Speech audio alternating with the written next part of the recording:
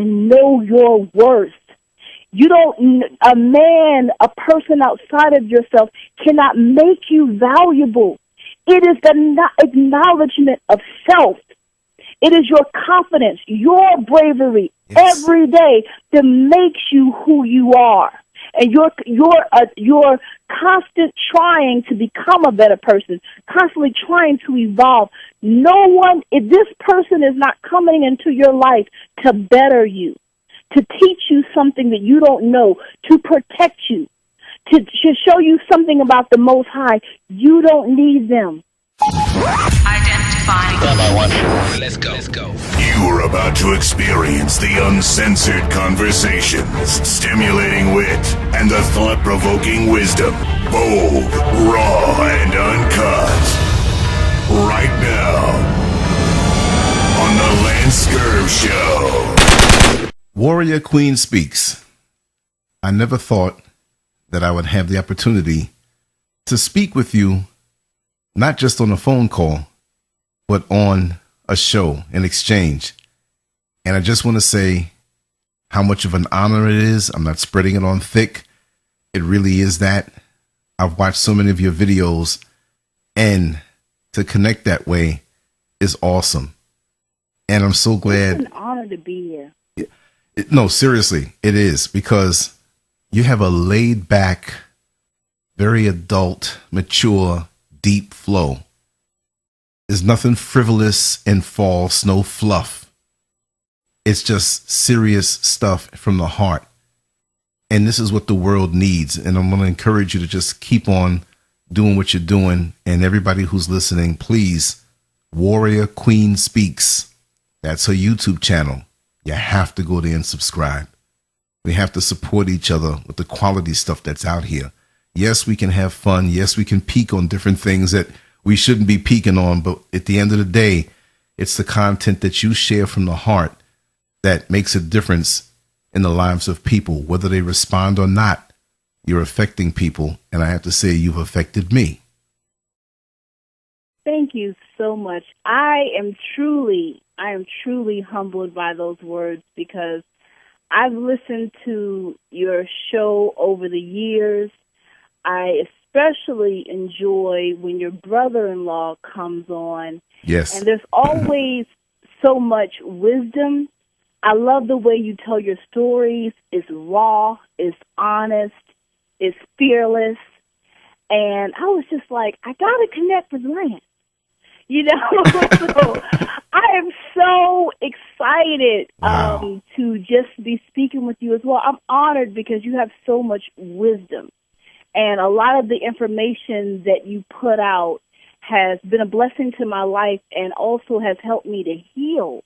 You know, some of the things you talk about when it comes to being in church, those things I've really connected with.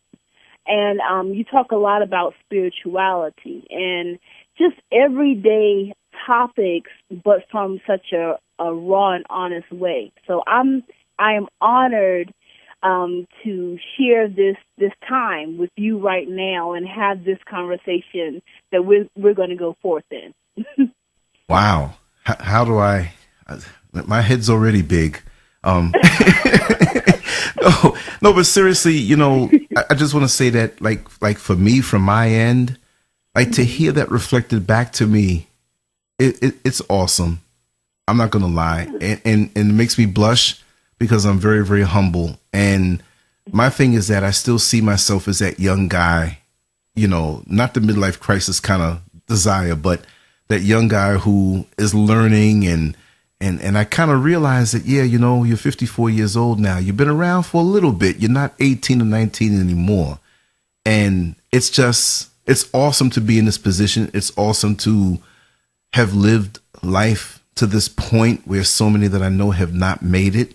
And it's my feeling that it's our responsibility to share what we've gone through because, you know, look, it's like this. Life and our experiences and wisdom, it's like that old Sunday paper. You couldn't wait to get to the Sunday paper when it first came out. You were so excited to buy it at the newsstand or go to your front door and see it delivered. And you devoured each page and you got maximum satisfaction from it, even if it took a couple days to read that paper. But guess what? When you were through with the paper, it was so easy to get rid of it. Yeah, you want the paper? And that same paper that you got rid of easily because you absorbed what was in it now is valuable to somebody else. So we are like that paper. We know our stories. We've been through it and we have it. And it's easy to give it once we have looked at every angle and assessed it and absorbed it. So I give that easily and I give that happily. It's what we have to do. It's our responsibility, because if this world is going to go up in an upward vibration, on a higher level, we've got to start everyone else out from where we left off, whether they are wise enough to take it or not. It must be given. Must be given. Mm-hmm. And powerful words spoken. I appreciate your platform because you teach from a place of, like, I can just see that you've learned from any mistake, or you've learned from any hurt or any sort of brokenness in your life. Oh, yes. You didn't let those things stop you. And also, I appreciate the work ethic. The work ethic that you put in, not only to have your regular job, but also to do your passion relentlessly, authentically. And that's something that I hold dear to my heart because it motivates me to continue to do what I'm doing. Yes. And as on the conversation that we had earlier, you were saying it doesn't matter of how many views you get, as long as you are doing the right thing and putting out your truth. It's a powerful thing to acknowledge your truth. Yes. And to live in that authentically every day. And that's like, your channel is one of those places for me of truth and rawness. Now, sometimes I look at the pictures you put up and I'm laughing. Or sometimes these topics, I'm like, how did he come up with that title? I'm like, oh my God. I'm a little crazy sometimes. This is going to be juicy. I'm like, let me get a cup of tea already. It's a popcorn because it's going to be good. But I'm just honored to be here tonight. I know we're going to have a great conversation. Yes, we are. And this is the first of many. We already had one before, but I'm just saying that as far as a recording and a presentation, this is the first of many. And whatever you don't get on this one, you're going to get on the next one. And I just really want the people that know me and vibe with me to embrace you, because you're a wonderful individual. And yes, you have a heck of a work ethic. And like I said, in our infancy with anything, which you're not in your infancy, because there are people who look up to you like me. I'm one of your biggest fans. So understand that, like, your motivation is proper because you are also speaking from your truth and the things that you've been through. And when you speak your truth, you don't have to memorize it. It's not like, so, well, let me write this down on the list. Now, if there are points that you want to bring out, fine. But to memorize what you've been through, it's right there. And that's the beauty of it. And this is why this medium should be used for that. We have a lot of broken people on YouTube and on social media who are inflicting their hurt on the world instead of embracing and looking within and showing people how to come out of it, Yeah. And we have to pray for those people and sift through. But when we have content like yours to embrace it, and you really zone out, you zone out in a good way. And once you hit a good point, you clean it up like a hungry man cleaning up that chicken bone. He's not missing a beat. I always speak from the heart. But my thing has always been, as I'm on my channel and I'm just sharing my testimony, I'm constantly focusing on getting to the root.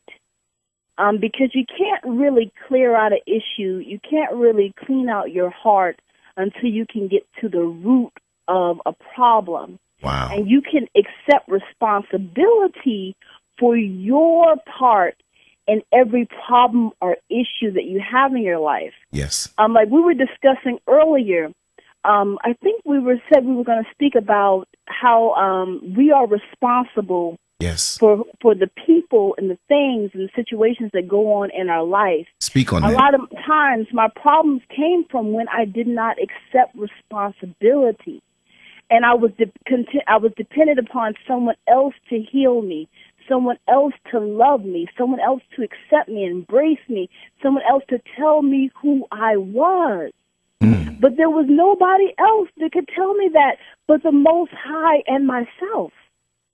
And I realized, like, these people that I had around me, I would see them and they would be my reflections, and they would show me what I didn't want, what I didn't need, what I wasn't worthy of. And sometimes it takes me getting to myself and saying, okay, Constance, you focus on yourself. You focus on healing yourself. You focus on getting to the root. You fight this good fight alone until you can be that person that you're supposed to be, so that the reflections that come around you are people that should be around you, are people that you should be seeing, are people who will respect your time, your energy, your space, your thought. Yes. So, Yes. I don't know, Lance. That just came to mind just now. I'm glad you said that, because somebody's going to receive that. And look, the thing is that, have you ever gotten like office furniture from like Office Depot or one of these places, or even Home Depot, anywhere where you have to kind of get the instructions and spread the parts out? Yes. And sometimes there've been situations where there was an extra part, right? And so I have the table together and it's like, what is this for? And so I'm trying to fit this thing in, but there's no place for it to snap in. See, when your energy changes for the better and you ascend to that higher level and what you're destined to be by the seeds that God put inside of you, and you go higher, those older parts, meaning the people that were around you that may not have been good for you, they can't fit anymore. And they will go somewhere else. They will go elsewhere. But if I see a person who claims that they are ascending to this higher level, and it takes time, it's a process, and it's different for different people. But if I haven't seen you in 5 years and you used to drink heavy, and all you're hanging around with is a bunch of alcoholics now, God bless them, may they come out of that, but I'm just speaking it raw, then there's something wrong. Yes, you go back and you help your brothers and your sisters to try to come up out of it, but the best way of help is to be an example. But if you're going up and, well, I don't drink anymore, but I'm in the bar. I don't go here and I don't do these things anymore, but I'm here and there. I'm going to keep it, PG-13 tonight. But yeah, so, those things wash away. And if those parts are not into what they used to be into, they will reflect the light that you shine that comes from the Most High.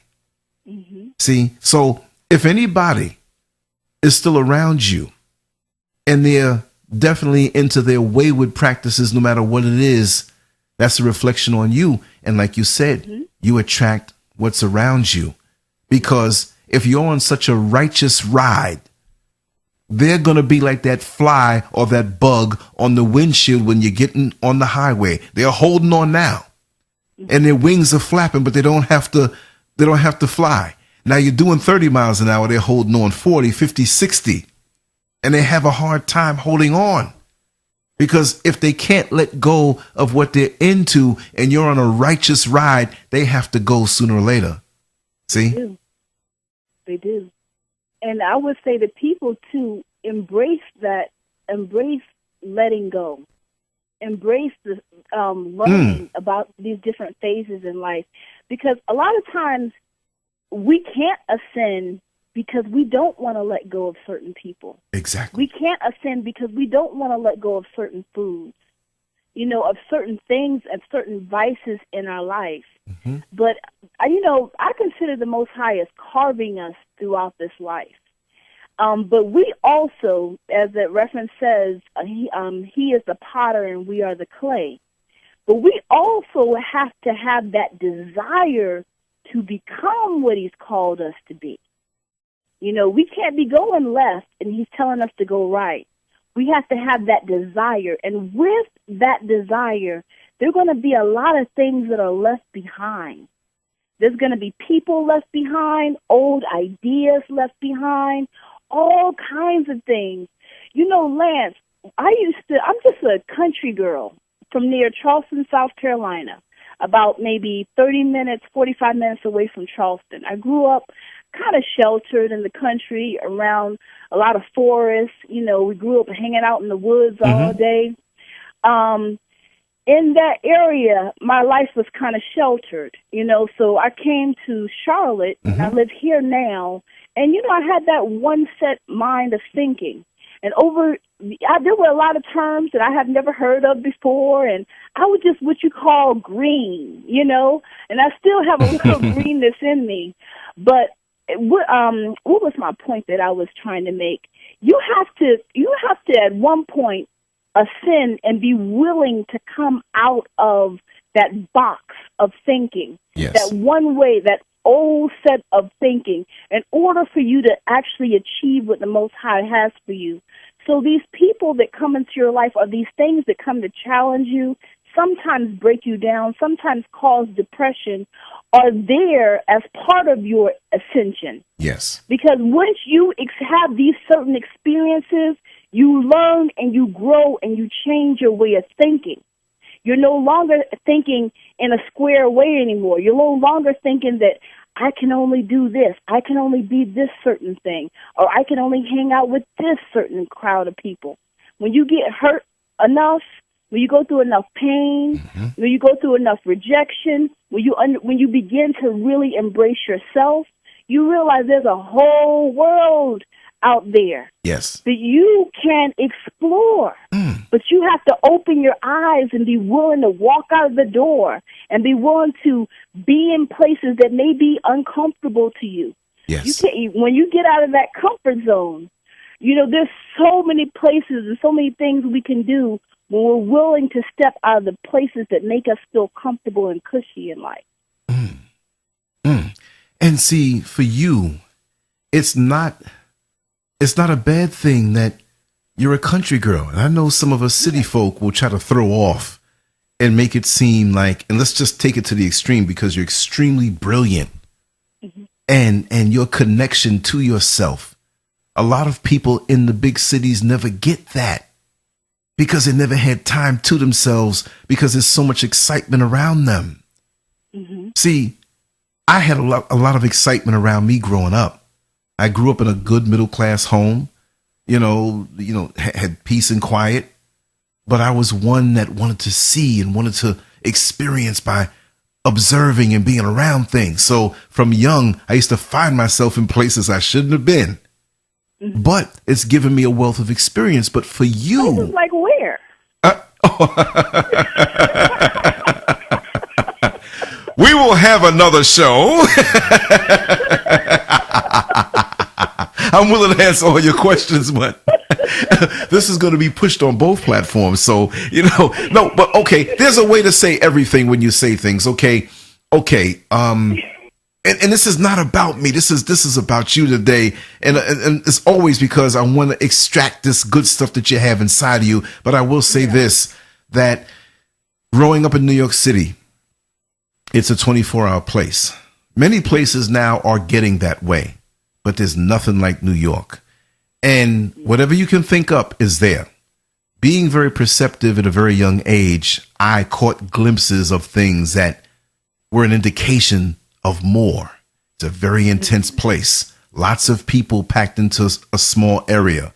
My father had his own business, and from young, when I would go with him in the summertime or after school or on the weekends, I got a chance to learn the city on the surface. My mother didn't drive, so when she would go to her rehearsals, because she sung, right? And she graduated from the Juilliard School of Music and sung opera and sung gospel and all these different things. So she didn't bug him to take her. She didn't want to drive either. So I learned the train system and the buses. So I knew how to get around. So when it came time, and I had a lot of trust, they trusted me a lot because I was a good kid.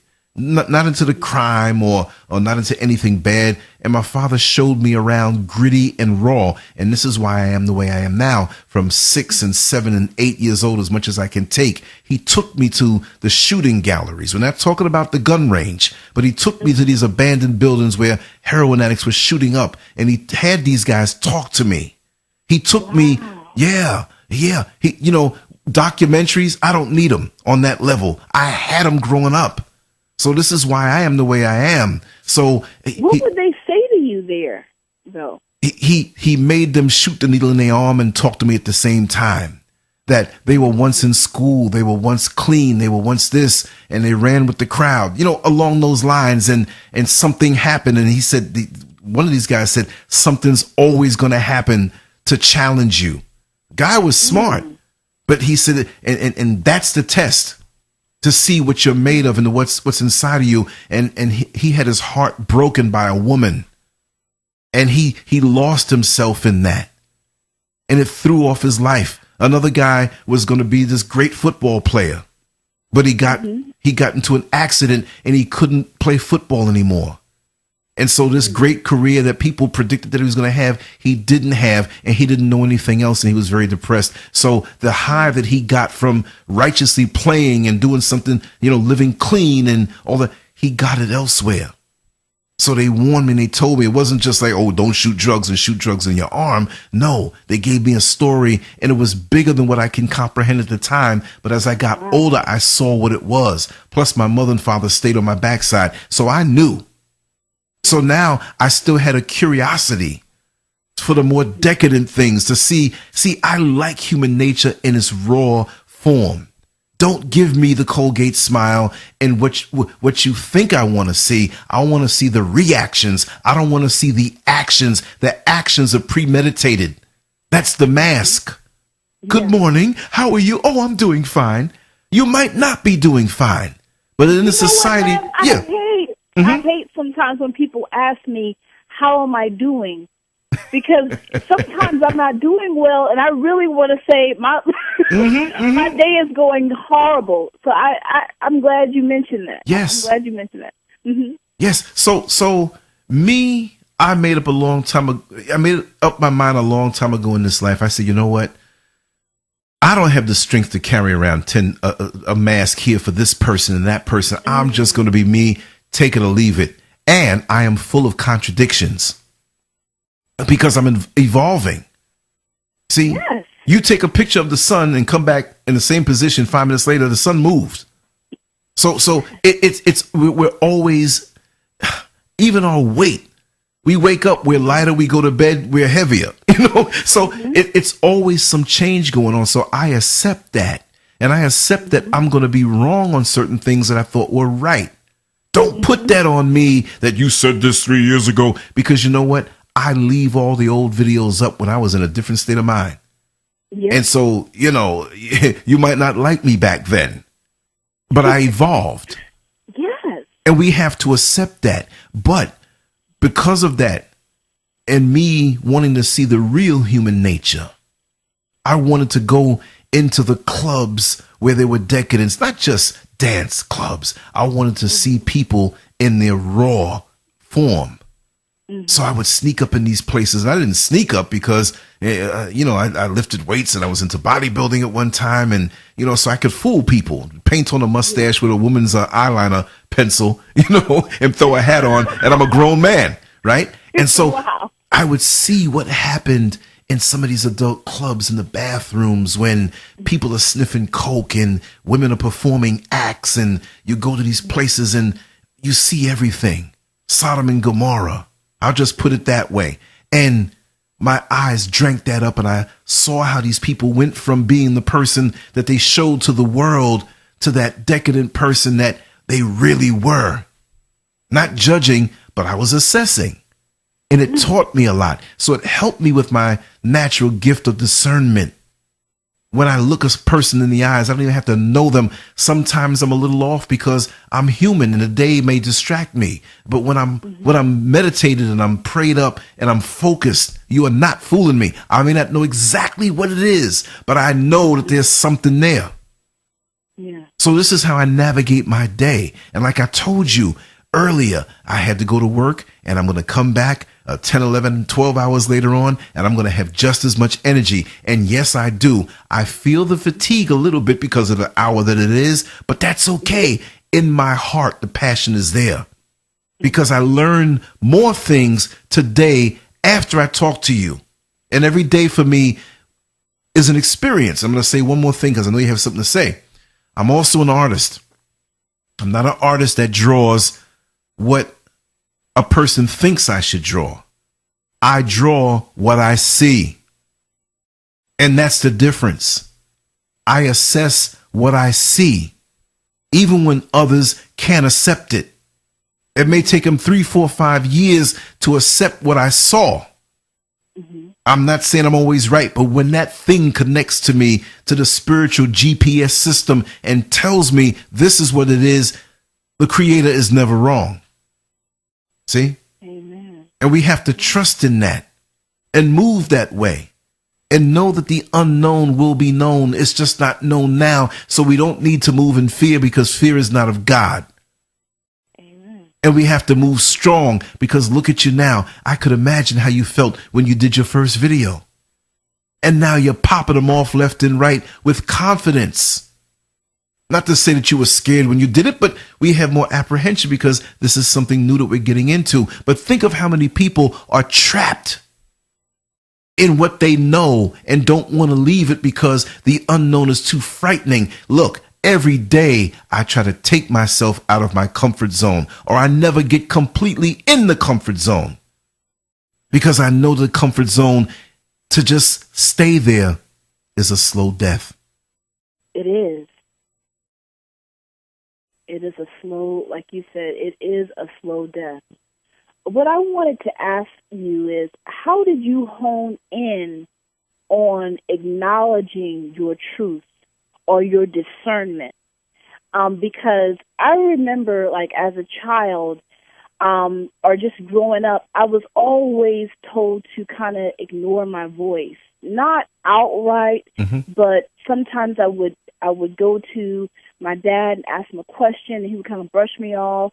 Or I would go to my mom, and she would kind of brush me off. And my mom is a person, a lovely woman, very giving, very caring, but she didn't, a lot of times in her life, she didn't acknowledge her truth.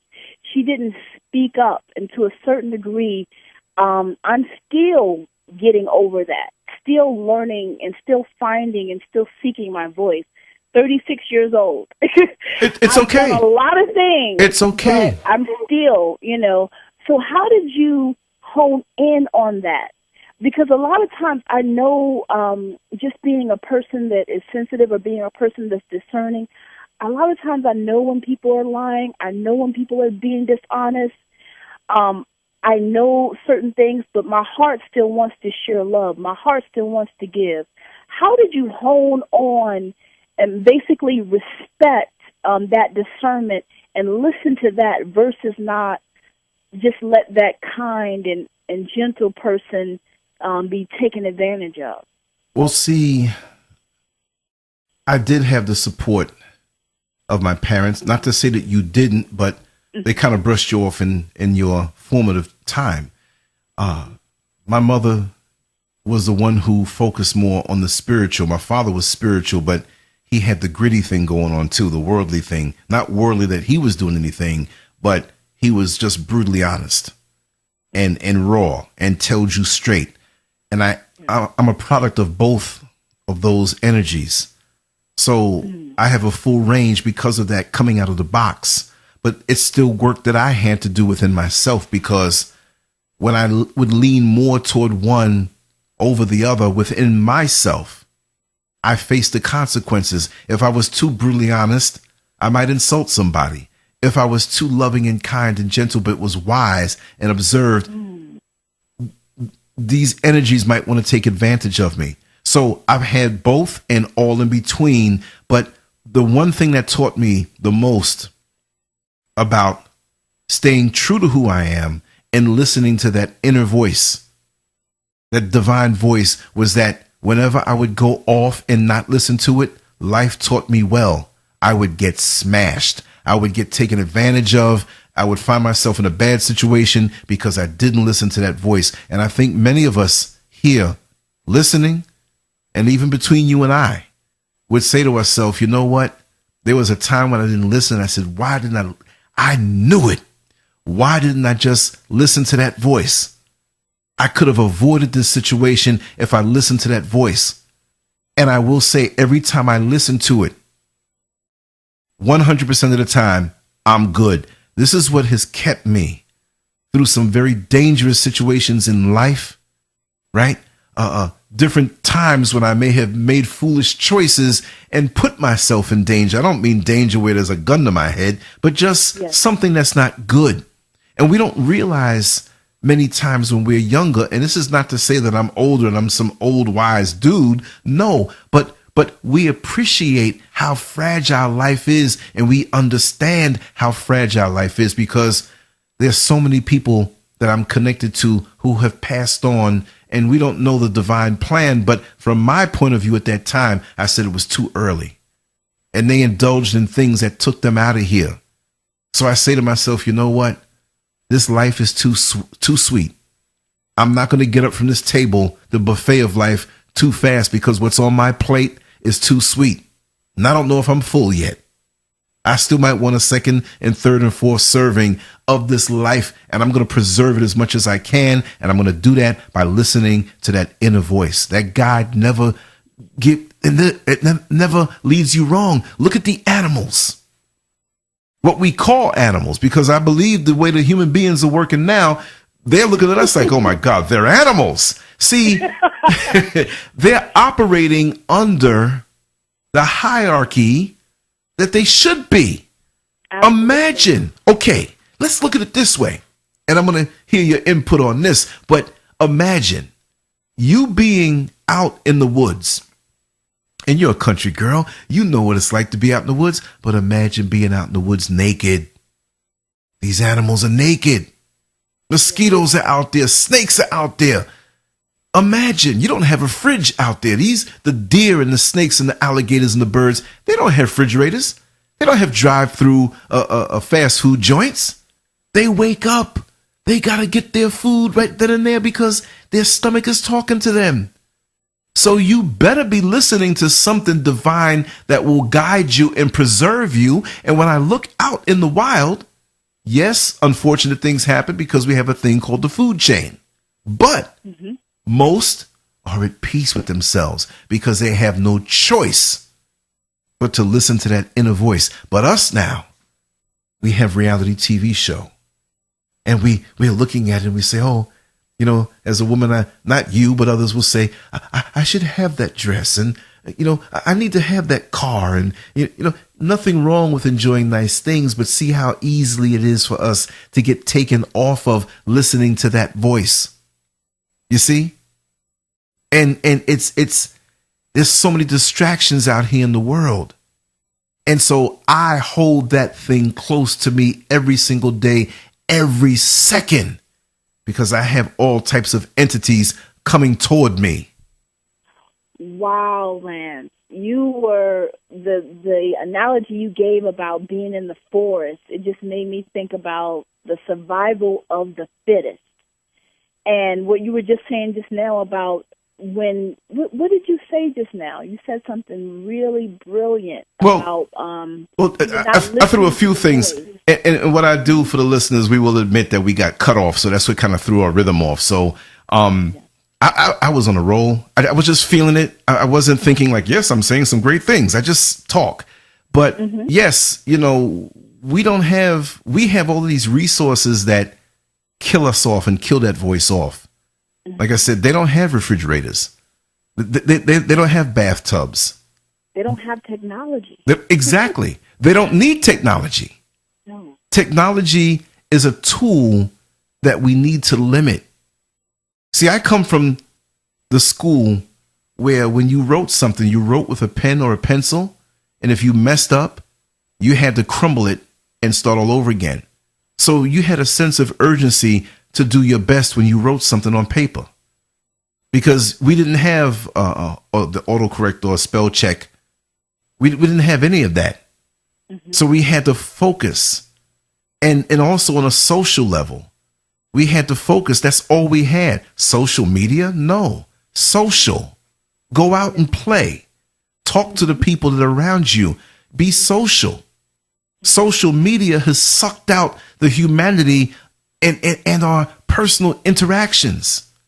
One person in the room in the same house with the other person who's in the next room, and we're texting each other. Get up and go in there and talk to the person and look them in their eye. Yeah. It doesn't, a laugh now. We don't share laughter anymore. All we do is hit 3 letters, LOL. And that's the laughter. We can carry on more watered down relationships, but we don't have anymore as much meaningful relationships. Because, as you said, we're not listening to, in my eyes, the Holy Spirit, a divine voice within us. When we drown out all those things, those other things you talked about, we can eliminate watered down or fake relationships. We can eliminate bad decisions. And I was listening to you earlier, and as you were giving that analogy, I was thinking about some of my choices. How sometimes the Most High will tell me, no, Constance, don't answer that phone call. I just remember that like a week ago, I was speaking with someone, and I was told not to answer it, and I answered the phone call. Turned out to be a negative situation. I also remember in relationships, there were 2 guys. I was, not at the same time, but just like, maybe years apart or whatever. Right. I asked the Lord about them. No, Constance, those are not that's not your husband. That's not your husband. So I just think that we have to have that desire to be obedient once the truth is revealed to us. Because as you said earlier, when we ignore the truth, that's when the pain, that's when all the negative results start to come in. And that's when those entities start to enter our life, and they prolong our ascension. Yes. They prolong our ability to actually be in our higher self, so to speak, be in a more peaceful realm. Yes. So I really, it was so powerful. I know I may be getting a little bit off of what you're saying. Oh, it's okay. We're flowing tonight. We're having fun. We were talking about earlier. I just thought about all those different things that kept me disconnected from myself and disconnected from the Most High. And when you get off into like the woods per se, or you get off into a realm of not listening, you can become delusional. Yes. And be completely lost. Completely lost. Yeah, exactly. Because you see, when you ignore the voice of the Most High, it's always going to be there. But when you ignore it, you lose your connection to it. The Most High never disconnects himself from you. It's us who disconnect ourselves from that voice because of what we think is tastier or more efficient to tell us and guide us, because it looks a certain way, it sounds a certain way, or on a lower level, our lower desires guide us now. You see, we have a nutritious meal at home waiting for us, but we stop by the fast food joint because we're 45 minutes away and we can't take hunger anymore. Well, that hunger that you have is going to make you appreciate that first bite even more, and it's going to make the nutrients go into your system faster, and you're going to digest it better. But now you stop by and had the substitute meal, and now your digestive, your juices, they're diluted now because it's feasting on something else. And now you miss the nutrition that you're supposed to have. And that's the way it is in life. Sometimes we are supposed to do without. Sometimes we're not supposed to have a relationship because our head tells us to. Sometimes we are supposed to be away from that. Because when you look back, and I don't know why I'm saying this, I'm just going to say it. When most of us are honest with ourselves, and I'm going to be very honest right now, right? Most of us are honest with ourselves. we always say, I want to meet that one. But oh God, how many dozens have we gone through? And I don't mean that all of us have gone through with the complete act of mental, spiritual, and physical, but even the emotional connections that we had no business indulging ourselves in with this person because they weren't thinking of cleaning themselves up. It was a dysfunctional relationship. And when we have that kinder, gentler, nicer side of us that wants to love someone and think we're going to be appreciated, sometimes we're not appreciated and we get hurt. That person used us and sucked from us and left us less than what we were supposed to be at that time period. So as you get older, you're going to have more of a sense of urgency for quality, and you will accept less. No, I'm not going to accept what I accepted 20 years ago because my time on this earth is limited. It always was limited, but now we see it more. So if I get up to do something, I'm going to get up to do it with more of a sense of urgency. And no, I've accrued enough wisdom at this point where I'm not going to throw it all away on something foolish. We have to go through those phases. But what I will say, to reach that level, there's no time limit. We have a lot of older folks out here who try to throw off on the younger folks and say, well, you know, you're going to meet that one, but it takes time. Yes, it does take time. But for some, it doesn't take as much time because you've reached a level of awareness that you can see that person when they come in your life. You are in tune with yourself. Exactly. I think that everything happens, as Ecclesiastes says, in the right time. And there's a time and a place for everything. Right. But I think sometimes we want things that we're not actually ready for. Exactly. And so sometimes when we put ourselves out there and we're not ready for something, we're going to get exactly what we don't want. You know? So for me, I think I am a single woman, and I've learned the power in valuing yourself. And I learned the power in understanding that you need to be at a certain place if you are in expectation of a certain thing. Yes. You know? So you were saying something that I connected to earlier. Oh, I wanted to touch on discipline. To me, your underlying message that I'm getting from you is discipline, discipline, discipline. Not giving into that lower self, not giving into those urges for, like you said, certain kind of food, instead of you waiting that 45 minutes to eat when you get home, but stopping by the fast food place. What has been the determining factor in your life that has helped you to have a certain level of discipline, thus producing the fruits of a blessed marriage, a healthy body, a clear mind? It started from young. Again, that was something that I saw in practice with my parents. But I'm not going to give such an easy answer like that. I mean, that's just easy to say, and other people are going to say, well, how do I get that way? Because I may not have had that. You know, but my challenge was that I may have been disciplined in many areas of my life, and there were other areas of my life where I wasn't disciplined, you see, and I had to pay for that in lost time. I had to be guilty of being the one who broke hearts, and I had my heart broken several times. It's a growing thing. So I would love to take the trophy that you give and say, yes, I was disciplined. Yes, I was in many areas and still am. And I'm a big supporter of that, because you cannot reach any point higher without the discipline. But it has to be across the board. What good is it for you to spend $25,000 on a security system that focuses on all of the front windows and or all of the windows and all of the doors? High tech. Somebody passed gas the wrong way and the system goes off outside. But you forgot that one window in the back that has nothing on it. And they can bypass that, walk around it, and come on in and steal everything that you have. Wow. What good is it to focus on one part and the other part? So my thing is balance.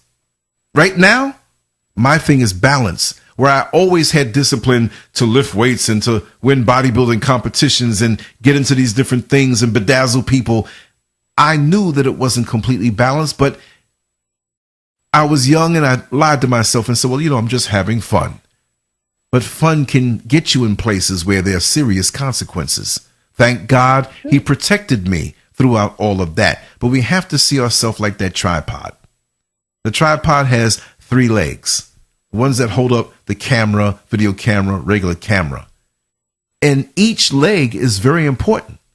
Unlike the table that has 4, you can remove one sometimes.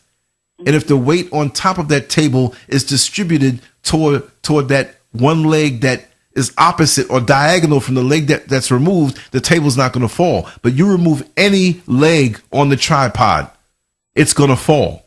And those legs are the mental, the spiritual, and the physical. Yes. And we need all of that on this level to be in balance. And what I find with many people who are spiritually inclined and focus just on that, they might let their physical go. They might let their mental go. We have some who are in the gym 6 and 7 days a week and have fabulous bodies, but they haven't an inkling as to their spiritual health. So they may be strong physically, and we think, wow, they're strong physically and they're smart and they're wise. They got the mental in check too. But when they run across something in their life of a travesty or a challenge or a loss, many times they'll crumble. So it's about balance with the discipline and spreading it out across, like we spread the peanut butter over the bread. Yeah. See? So what kept me is that I know that there was a grace period in my life. We all have a purpose, and I'm not saying this like I'm some great person. We all have a purpose, but we have to understand and accept that and absorb that. And many of us don't think we have that. When you know you have a purpose, you're not going to waste your time on things that are not going toward that purpose. But you have to know.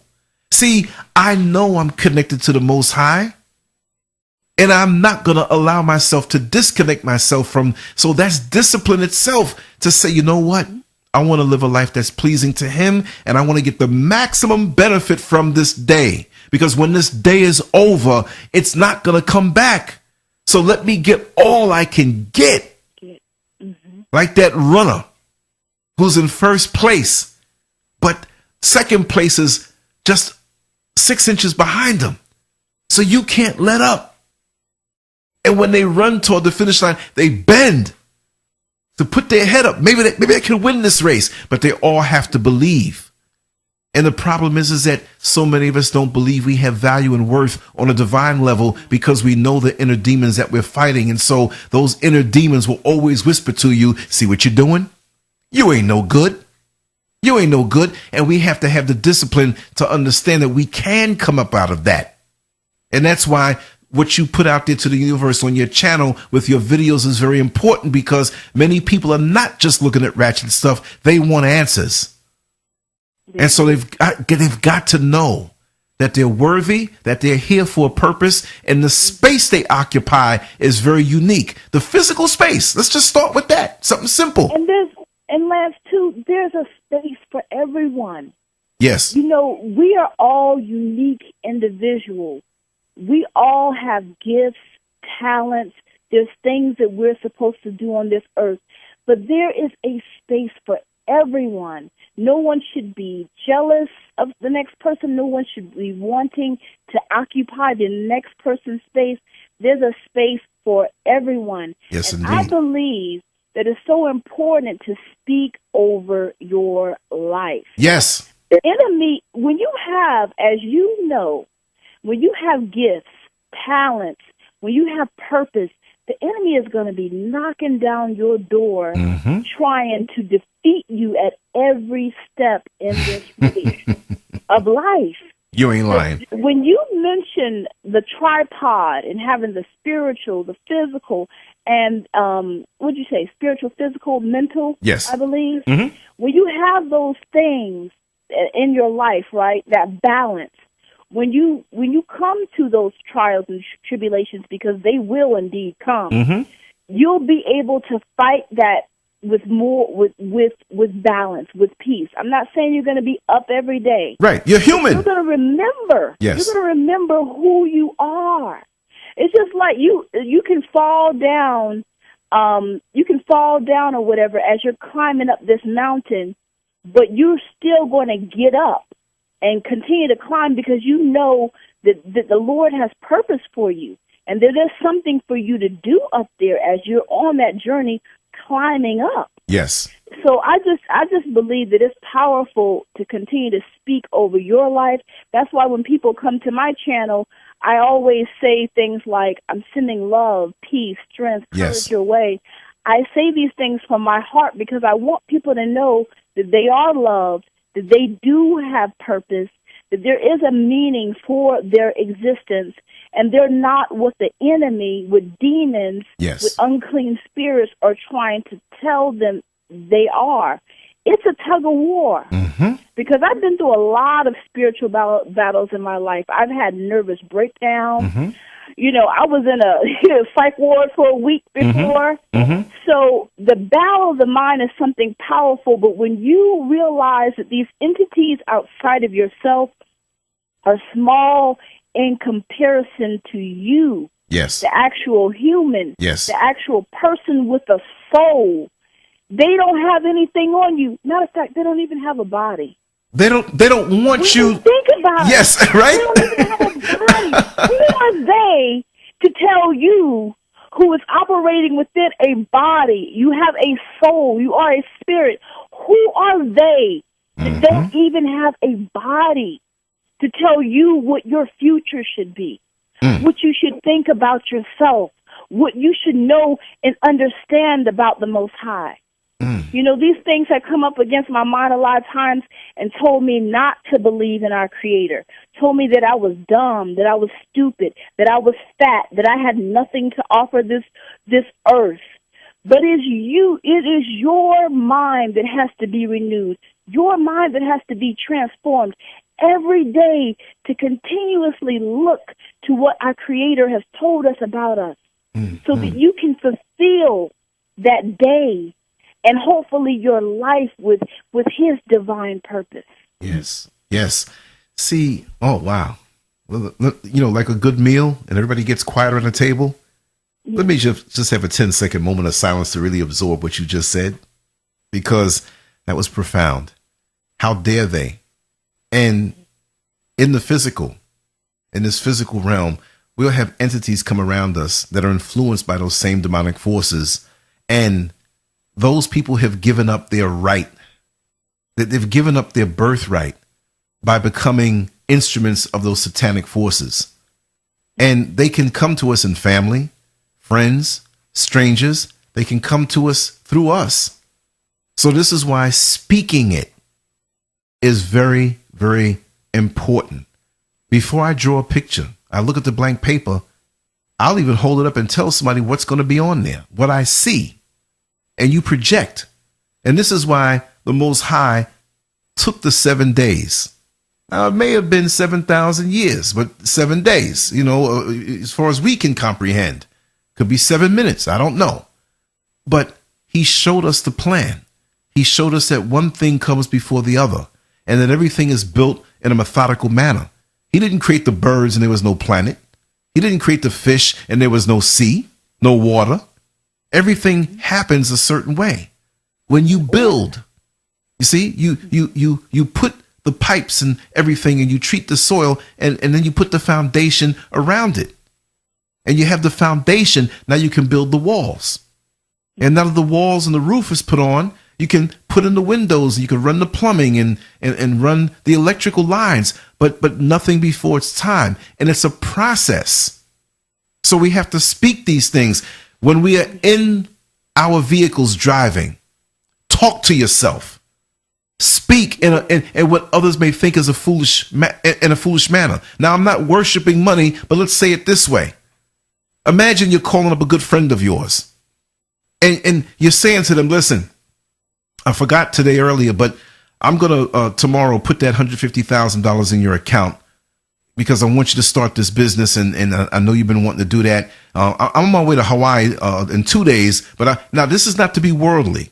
No. But you have to get your mind ready for it. It's like trying on a dress or a suit that right then and there you might not be able to afford, but you can put it on and see what it feels like and get used to it and make it a part of the reality that you project. Because I know one thing, and I'm using money as an example. This is a spiritual thing, but I'm using money as an example. People who are used to money and having money, it's no big thing for them. See? People who are not used to it, they have to show you and show out. So when people are showing out the wrong way, they're telling you that I'm not really on the spiritual plane. Because when we connected earlier, the conversation we had, I wish we would have recorded that one. See? You know what I mean? Because it's a flow. If you're a doctor and I'm a doctor, I mean some high level specialist, and we meet at a party, I don't have to pull out my documents to prove to you that I'm a doctor. All I have to do is open my mouth and you will know if I'm a fraud or not. Because there are places that we can go in the conversation, both as doctors, and we don't have to go through the preliminaries. We can jump right into it because we know what it's like to toil for many years to get to that level. So on a spiritual level, when you connect with somebody and they don't have to tell you I'm a Christian, they don't have to tell you I'm spiritually advanced. You pick up on this, see, and you know this already. So my thing is, stay connected to that voice on the inside. Yes. There will be people that will come around you. Now, I'm going to tell you something too. I'm going to tell you something very personal. Not really personal, but it's a technique. And this is back in my days when I was romantically available to many. And that's a nice way to put it. Right. Like I said, we're going to keep it PG-13, and or we'll keep it rated G. You have to keep it PG-13 for my sake. Well, we can do another show and we'll just let it all hang out with a different rating. You know, there's two versions, right? But the thing was that in those younger years when I swore off and said, you know what? I'm not living like this anymore. But what I found appealing to the eye, if I happened to speak it out and those demons heard me, guess what? Here I am trying to clean up my act. But in a conversation to a friend who may have also been romantically available to many, I'll tell him, man, I saw this young lady at the mall earlier today. And I'll go down with the description. Guess what? Within 24 hours, there's somebody who came at me who had that same spirit and same physical appearance. And I'm like, wait a second. This came right after I swore off of being that way to the extreme, reckless. How did that work? It says when you flee, when you turn away, when you actually turn away from sin, when you turn away from it, that's when, to me, the blessings begin to break through. Yes. See, the enemy he'll test you over a certain period of time, but when you decide that's not what you want, that's when it's broken. Yes. When you make that final decision. And I'm just glad that you were able to break free from that. What was like the determining factor from jumping from that kind of lifestyle to a faithful husband? What was that? What was like that final thing that said, wow, I know I can't live like this anymore? It was an emptiness. It was an emptiness. There was a time in my life where I was just so empty. I mean, really, really empty. My mind had sense. My body was strong. But in my spirit, I had just just gave my debit card, my check card, and said, hey, everybody, here's the PIN code, and threw it up. They cleaned me out. What you think is something so satisfying when you're living in a decadent way. And that was extreme. It could be something mild. It could be where you live just fine, but you just have to play that lottery ticket. It may be just fine, but you just got to catch up on the gossip. Holes in the ship can be large or small. The larger hole in the ship will sink it faster. The smaller hole will take more time. I had a whole bunch of big holes in my ship, and it brought to me an emptiness. And I started out with the right intention, because when I was a young kid, I was always so romantic. I used to love the thought of being in love and sing these romantic songs. You know, I was born in 1963, so in the early 1970s, single digit ages, I was older in my mind. And I would hear Marvin Gaye and Smokey Robinson and what's the guy? Major Harris, Love Won't Let Me Wait. I love that song, the original one. The time is right. You know, and that was in my spirit. I'm a very loving person, but it was a romantic thing. Mm-hmm. But when the hormones hit, it quickly changed. And that type of thing, that the world will applaud you as a man. You go, boy. My father never did that, but the world did. And I ran with it. And it brought an emptiness to me that even when good people were around me who wanted to invest time in me on that level righteously, I still was on an automatic cruise control. And the emptiness got so bad, it hit to a depression, an extreme depression.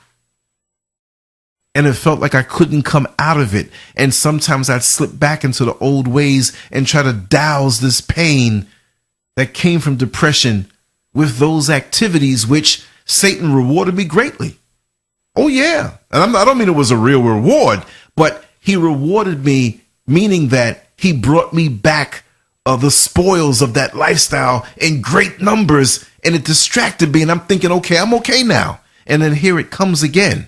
That emptiness. And I refused. I said, no, I can't live like this anymore. I can't.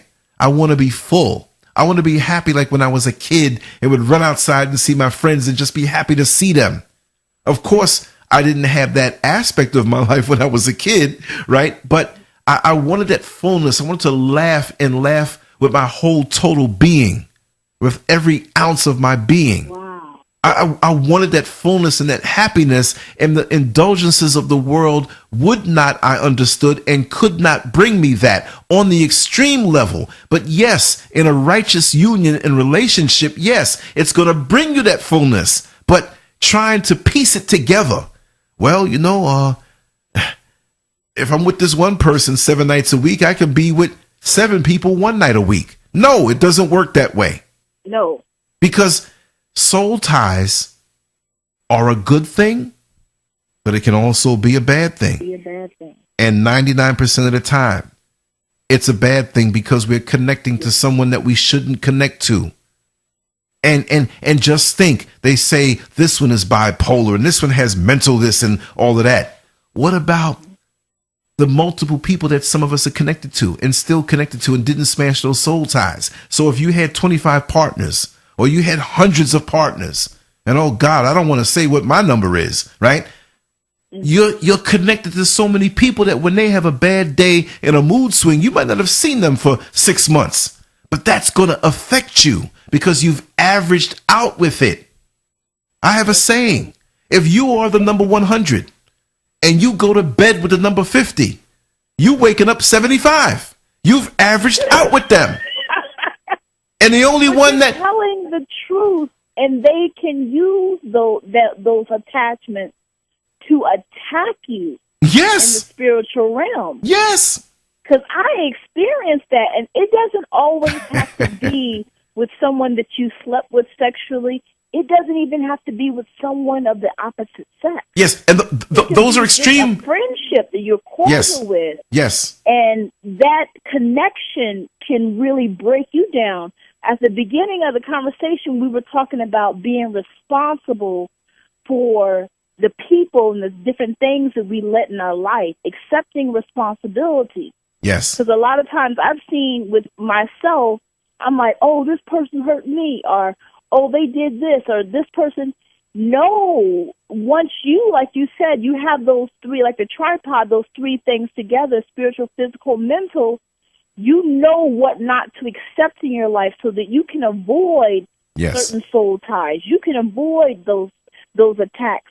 And what you were saying, I was hearing you essentially overcome ego. Yes. Essentially say to yourself, I am more than what the perception of what people think I should be. Yes. As a man. Yes. I have overcome that. And to me, it takes a great amount of humility, because a man overcoming his ego, that is yes. that's a whole other topic in itself, but I can relate to everything you were saying, the things about the holes. The things where you were saying about the holes in the boat. Yes. How there were big holes in the boat and how you were trying to fill them up. The emptiness. Yes. And sometimes that emptiness is an extreme feeling, even though it's spiritual. And it's an extreme feeling, but we have to really recognize our part and get to the root cause of that emptiness. Mm-hmm. And a lot of times the root cause for me in my life, what I have experienced, it has been rejection. It has sometimes been not being affirmed in my home. I have great parents, not to disrespect them in any sort of way, but because their marriage was kind of very rocky, right? It was hard to get the kind of love and the affirmation that I needed as a child, and it built up a certain level of anxiety within me, to be quite honest, and also depression. Because can you imagine coming home as a child and not knowing if your parents were going to be arguing and fussing and fighting? And my solution in life, when I was a little girl, I was like 8 years old, I told myself, I was like, I'm going to get married one day. And my whole reason for wanting to get married is to right this wrong. Is to make something better than what they had. I just wanted to right this wrong that my parents were doing. Because I know it built up a lot of fear in me. It built up a lot of anxiety. I went through a lot of depression. And when you come when you're in a situation like that, it takes years and years and years to kind of cleanse your heart and your soul, and to recognize that, that was them, but you also have to heal yourself. Yes. You also have to say that I am not responsible for the sins of my father. I am not responsible for the things that maybe my mother didn't do. Yes. So that's what I feel like my whole life I've been running away from my past and the things that my mother and my father went through, and trying to heal myself from that. That was like my root. And I just want anyone who is listening to this to take time in your life, especially if you're not in a relationship, or even if you're in a relationship, to acknowledge the roots of your issues, acknowledge the roots of your problems. Because when you can uproot that root, you can have the peace that Lance is now talking about, having that balance on that tripod, being able to acknowledge self to the point where you know what kind of relationships, what kind of friendships, what kind of people and situations you should avoid. Being able to acknowledge the voice within the Most High who's constantly speaking to us, but because we're so caught up on what we see and what we feel, we get distracted. Let me shine a little more light into what molded me that way, so it's not a partial situation. And I know it because it's my life, but it came to me to just share even more so. I have an older brother, 11 years older than me, that my mother was married before and had him. And when she came from Ohio to New York City at 21 years old and get ready to go to school, she was a target. She was from what New York City people considered the country. And she was naive. And a detective, my brother's father, sweet talked her, and he came to be. He didn't follow through with responsibilities. And she stayed to herself to raise him. And many years later, 11 years later, well, or less, my father came into the picture, a hardworking man with principle. And that's how I came to be. But since my father attempted for many years to embrace him as his son, knowing that, listen, I'm not your biological father, but I am a father and I can be a father to you. My brother rejected it. He took to the streets. He took to drugs. We're talking about as far back as the late 60s. He's still out there on drugs. My mother loved him beyond measure the same way she loves me, but she enabled him a lot of times. And she hoped and dreamed that he would do better. And every time he appeared to want to reach out and do better, she was there for him, as well as my father. Mm-hmm. But he was playing her. And I grew up seeing this. And my thing is that I didn't want to bring my parents that same kind of pain. So drugs was a big no-no. And this is why at the age of 13, I started lifting weights. And I started competing in bodybuilding contests at 16 years old. I won a national title in 1982. I can prove it. In several other smaller situations. And I was known for that in magazines, giving seminars and all of this stuff at such a young age with no steroids in my system. Wow. And I'm saying all this not for the ego reason. This is the reason why. In the back of my mind, in my meditation now as an older person, I realized what I said to myself. I'm not going to do drugs. That's bad. I'm not going to be like my brother. He has pain. He has something that drives him this way, but I'm not going to let it manifest that way. But you know what? It's okay to have 10 or 15 different girlfriends. See, us sometime. Wow, Lance. And oh man, I was in a zone. Did I say that? Yeah, that's a full-time job. And because of that void. See, my parents loved me and showed me love. What was I looking for? I love to love on a righteous level. But that kind of thing can get you killed because we had things coming out at that time, herpes and AIDS and different things. And there was a void that came over me because I ran into that so hard trying not to be what my brother was. I never had temptations with drugs anyway, but I'm working out and I'm taking all these vitamins and I'm living clean and pushing hard, trying to undo what my brother did so my parents wouldn't feel pain. See? Wow. But I didn't know that. And wow. So my dirty little secret was I'll play around this way in a very pleasurable way, but I'll be righteous on all these different fronts. But God protected me when I was in those worlds. But see, again, what appeared to be, and it was a wonderful childhood for me, I just always wanted that relationship with my brother, that brotherly thing. So that also led me that in my friendships, it's like I chose families that were big, that had lots of brothers and sisters, and I used to love to be around them and watch the interaction because I didn't have that with my brother. See? So by me not wanting to bring them that kind of pain, I put myself at a risk for something else that never happened, thank God. So you're right. We have to go to our root. And sometimes when we're still in it, or even a year or two removed out of whatever it was, we don't even know what it was. We have to always seek the root and say to ourselves, let's go deeper. Let's go deeper. Okay, we got to this point. Let's go deeper. And it's nothing that you can force like, okay, well, if you follow this curriculum for the next 4 years, you will have a degree. It ebbs and it flows. Sometimes you get it and sometimes you don't. Right. Every time I thought I got to a deeper level of myself, a deeper level of understanding my pain, there was always something else. And I'm like, it was almost like it was never in me.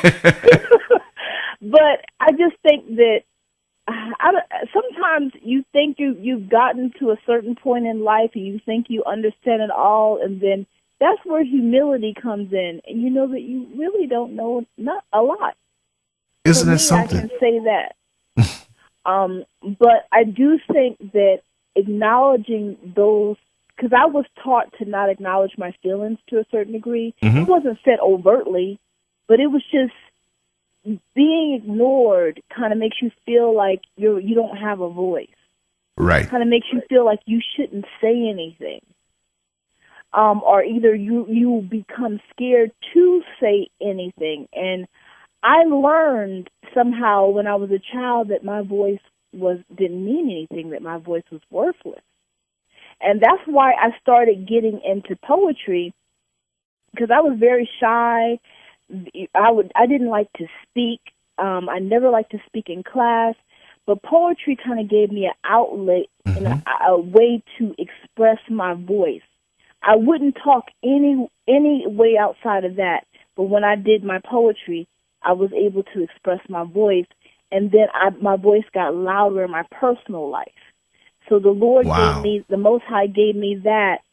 He gave me that one, it was like that one thing that I needed to hold on to know that I had meaning in this life.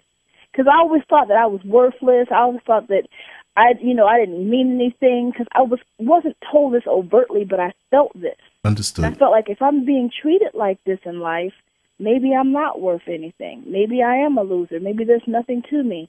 And when God gave me that, it's like he gave me something to hold on to. And then all of a sudden the lights start coming on in the house. It's like there was a candle there. Restoration. Or a flashlight that he was guiding me through. And then the different rooms, the different lights in the different rooms start coming on. And now the picture is becoming more clear. So I'm just thankful for our Creator, because when we get to that root, sometimes it's too painful. Sometimes it's too painful to face it, but we must, as you have done. You couldn't have gotten through deciding not to live that kind of lifestyle without first facing it, without first acknowledging your part in your own demise. Yes. And that's where I'm at in my life. Acknowledge your part. These other outside sources aren't responsible for your health, for your well-being, for your peace that you have when you go to sleep at night. Acknowledge your part. Acknowledge your hurt. Acknowledge your pain, so you can ultimately become the person that you've been called to this earth to be. Yes. And it's like false evidence appearing real. A lot of things that was told to me, and a lot of things I'm sure was told to you as well, are lies. Yes. It's simply an illusion.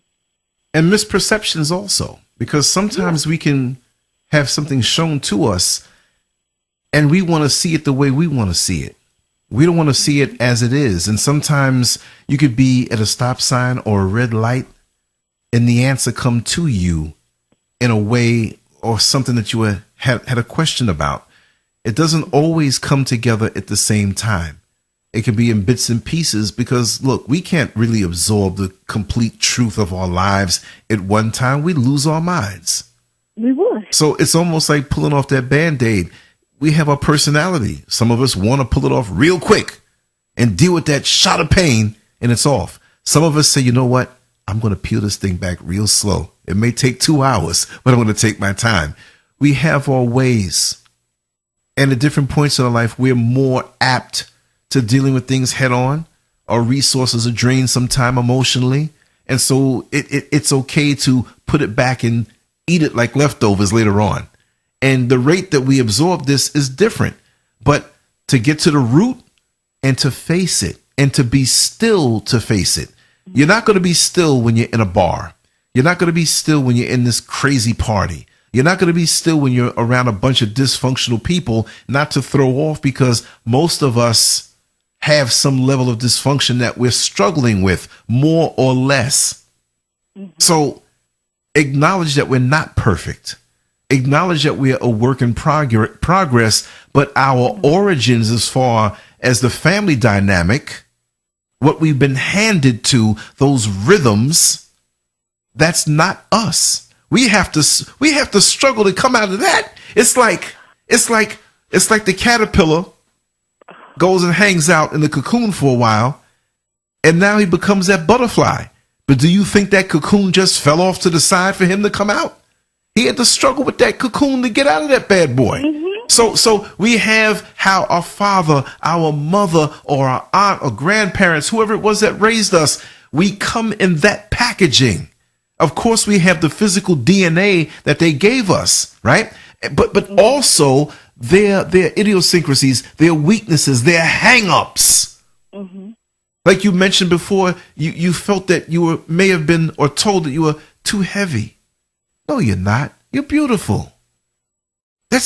Look, and I know from my past practices in the physical realms working out, that's just a matter of chiseling away something.